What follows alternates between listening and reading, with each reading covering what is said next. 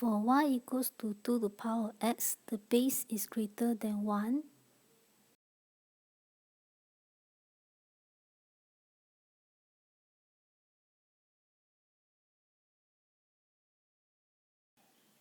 The shape of the curve will look like this. You can choose to draw the pale axis first before inserting the graph, or draw the shape of the graph first, then insert the pale axis, whichever works for you. As the value of x decreases, the graph should get nearer and nearer to the asymptote, which is the line y equals to 0. Since the asymptote y equals to 0 lies on the x-axis, there is no need to label the asymptote y equals to 0. As the value of x increases, the value of y should increase more and more rapidly.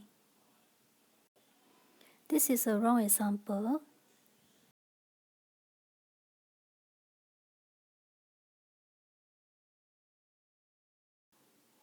Since the base is half, which is less than 1, the shape of the graph will look like this.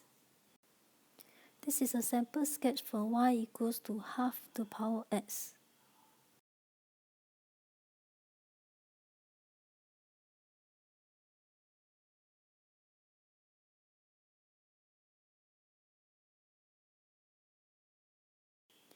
Since the base is greater than 1, the shape of the graph will look like this. As the value of x decreases, the curve will get nearer and nearer to the asymptote x equals to 0. The asymptote x equals to 0 lies on the y-axis, so there's no need to label the asymptote x equals to 0. As the value of x increases, the value of y will increase slower and slower. This is a wrong example. The base is half, which is less than 1, so this is the shape of the graph. This is the sample sketch for y equals to log x to base half.